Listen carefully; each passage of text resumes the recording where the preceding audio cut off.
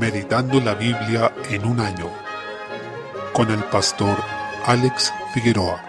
Día 11, mes 10, Jeremías capítulo 16. Desde el versículo 16, el Señor se ha dispuesto a juzgar a Judá y pagar al doble su iniquidad, porque la tierra fue contaminada con su pecado. Versículo 18. Este juicio, como ya se ha señalado en diversas ocasiones en este libro, vendría a través de una invasión extranjera principalmente, pero habría un tiempo de restauración que incluiría a las naciones, otra forma de referirse a los gentiles, quienes no son judíos, y estos serían aquellos que se arrepintieran de sus idolatrías. Aquel acontecimiento es narrado casi textualmente en la primera carta del apóstol Pablo a los tesalonicenses, cuando señala que ellos se convirtieron de los ídolos al Dios verdadero, capítulo 1, versículo 9 de ese libro. Esto también ha ocurrido con todo cristiano, lo que es un cumplimiento de la palabra de Dios anunciada aquí. Queda claro también que el hombre no debe inventar dioses para sí mismo, lo que es manifiesto al ver al Señor obrando con poder, tanto en su juicio como en su salvación. Es Dios quien se encargará de dar a conocer que su nombre es el Señor y que solo Él es Dios. Capítulo 17. Desde el versículo 1 el Señor se refiere al pecado de Judá como uno imborrable, que está grabado de manera permanente en la tabla de sus corazones. La consecuencia de esto sería el despojo, la dispersión y la ruina. Desde el versículo 5 contrasta el temor del hombre con el temor de Dios. El hombre que confía en un hombre es maldito, pues pone la esperanza de salvación en otro mortal y rechaza así la confianza en el Señor,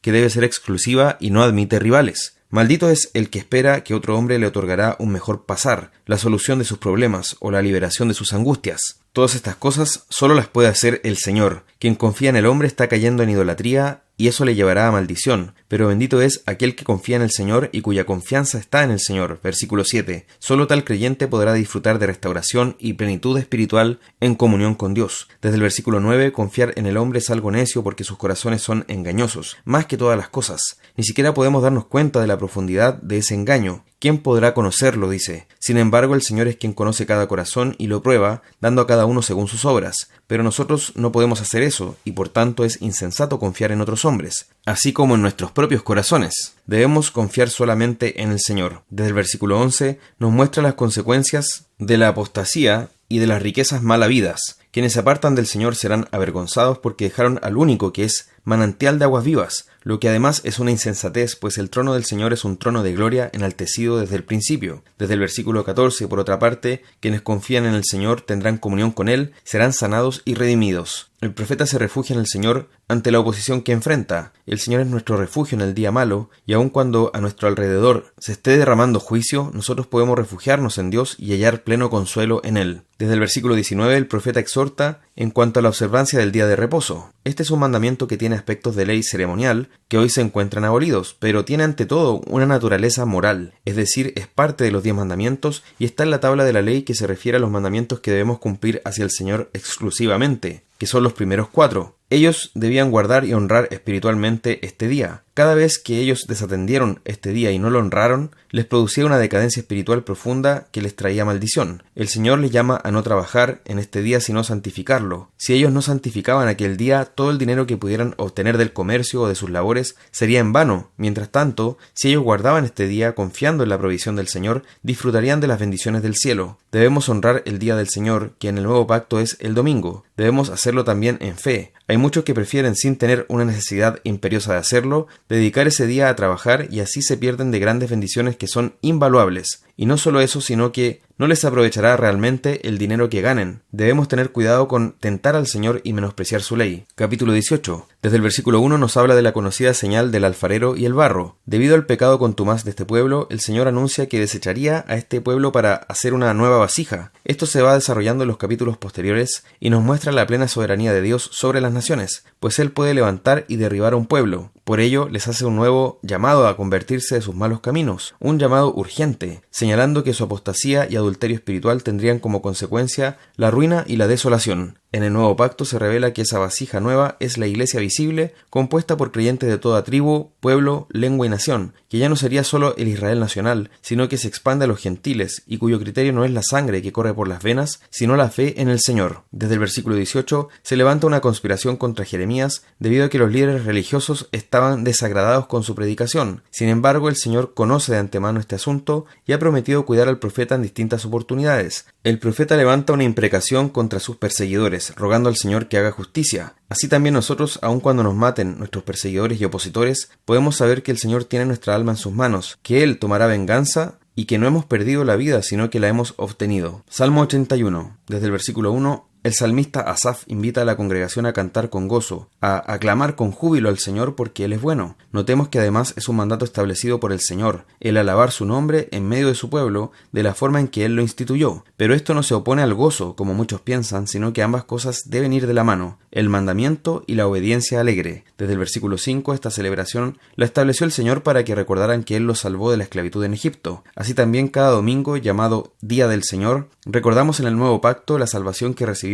en Cristo. Desde el versículo 8 el Señor llama a su pueblo a escuchar su amonestación contra la idolatría, porque Él es su Salvador y Libertador, quien también lo sostiene con su provisión. Así también nosotros debemos vivir para el Señor, pues Él ha rescatado nuestra alma de la condenación por medio de la obra de Cristo, y nos sostiene con su espíritu para que andemos en sus caminos. Desde el versículo 11, sin embargo, este pueblo desoyó este llamado. El Señor los invitó al arrepentimiento y constantemente los llamó a la restauración, pero el pueblo fue duro de cerviz y como fueron rebeldes, el Señor lo entregó a la dureza de su corazón. Esta es la peor situación en la que podemos encontrarnos, que el Señor nos abandone a nuestros propios deseos y caminos torcidos. Debemos rogar al Señor que nunca estemos en una situación tal que nuestro corazón se endurezca, porque hay un punto en que el Señor nos deja con el corazón endurecido y llegar a eso es realmente una miseria para nosotros. Significa verdadera destrucción y en ningún caso podemos estar tranquilos si llegamos a ese estado espiritual. Entonces debemos rogar al Señor para que siempre nos dé un corazón sensible y dócil a su palabra. Desde el versículo 13, el Señor promete su comunión, su bien y sus delicias a quienes le temen y son sensibles y dispuestos a su voz. Que esta preciosa invitación nos motive a ser prontos a acudir al Señor y a tener corazones fieles y sujetos a su palabra. Proverbios capítulo 25, versículos 6 al 7, nos llama a saber comportarnos delante del rey y en general delante de quienes ostentan algún cargo de autoridad. No debemos exaltarnos a nosotros mismos ni buscar los grandes puestos o los lugares notables, sino que ser prudentes y dejar que el Señor sea quien nos exalte. Esta es una aplicación del principio según el cual quien se humilla será exaltado, pero quien se exalta a sí mismo será humillado. Versículo 8. Nos llama a no entrar apresuradamente en juicio porque eso nos puede llevar a la vergüenza y humillación. El principio general que se puede extraer de aquí es a ser prudentes, no conflictivos, y buscar primero la reconciliación antes que la satisfacción inmediata de nuestra pretensión. Primera a los Tesalonicenses, capítulo 4. Desde el versículo 1 el apóstol exhorta a estos hermanos a no conformarse con un mínimo de obediencia, sino que apuntar hacia crecer más y más en una vida que agrada al Señor. Aclara que la voluntad de Dios es nuestra santificación, lo cual se relaciona muy especialmente con apartarse de la fornicación, donde dice que cada uno sepa tener su esposa. Varios comentaristas han reconocido que no es la mejor traducción, sino que la palabra correcta donde dice esposa es vaso, refiriéndose más bien al propio cuerpo que debe mantenerse en santidad y honor, no en pasión de concupiscencia, es decir, deseos desordenados. En otras palabras, no debemos ser dominados por deseos carnales como aquellos que no conocen al Señor, porque el Señor dice que es vengador de todo esto. Debemos guardar todo celo y cuidado para andar en santificación, porque no hemos sido llamados a inmundicia, sino a consagrarnos al Señor en toda pureza. Notemos que dice que quien desecha estas cosas, desecha al Señor mismo. Versículo 8. También nos habla del amor fraternal, y notemos que nunca podemos dejar de exhortar sobre esto. Siempre podemos ahondar más y más en ese amor fraternal. Anima también a estos hermanos a procurar ocuparse en sus asuntos y trabajar con sus manos para así tener un buen testimonio ante los de afuera, en el sentido de no dedicarse a ser mendigos que necesitan que los incrédulos los alimenten, todo esto debido a un malentendido sobre la segunda venida de Cristo. Por tanto, lejos de instruirles que se vayan a vivir a una comunidad exclusiva de cristianos, abandonando sus trabajos y labores, como lo han hecho muchos que predican la venida del Señor, les dice en lugar de eso que trabajen, que se ocupen con sus manos en sus negocios y se conduzcan honradamente con los de afuera. Los llama, por tanto, a un trabajo íntegro hasta el último día que estemos en esta tierra. Aunque no sepamos cuándo será la venida del Señor, nosotros debemos entregarnos a trabajar con fidelidad. Desde el versículo 13, mientras habla de la segunda venida del Señor, nos llama a tener esperanza, sabiendo que Jesús murió y ha resucitado. Ya sea que hayamos muerto o que estemos vivos, seremos salvos en Él, y por lo mismo no podemos estar angustiados ni desesperanzados como los incrédulos. Los que han muerto antes del retorno de Cristo resucitarán, y quienes estén vivos para ese momento serán arrebatados juntamente con ellos. Nunca se habla de un rapto o arrebatamiento anterior a la tribulación. Tampoco se nos habla de que Cristo viene en un arrebatamiento secreto y que posteriormente ocurre la segunda venida. Es una sola venida, la segunda venida. La Iglesia, después de haber vivido en este tiempo pasando por medio de sufrimientos y tribulaciones, en esa segunda venida será transformada, se producirá el juicio final y el arrebatamiento de la Iglesia será en el mismo momento de la segunda venida. Es el mismo evento. El hito relatado en este capítulo no puede ser un rapto secreto, pues se habla de señales que impactan toda la creación. La Escritura no da pie para interpretar que hay dos eventos distintos, es decir, un rapto secreto y una segunda venida. Esa es una interpretación muy reciente y novedosa en la historia de la Iglesia, aunque ahora resulta muy popular. En resumen, la Iglesia pasará por la tribulación y el arrebatamiento será después de ella. Allí se producirá el juicio final y la restauración de todas las cosas, para lo cual debemos estar preparados. Estas hermosas verdades, lejos de causarnos terror y espanto, sirven para que nos animemos unos a otros mientras esperamos esa venida. Versículo 18. Capítulo 5. Desde el versículo 1, habiendo hablado sobre el evento de la segunda venida, ahora se refiere al tiempo en que ella ocurrirá. Se ocupa la figura recurrente en el Nuevo Testamento para hablar de la venida de Cristo,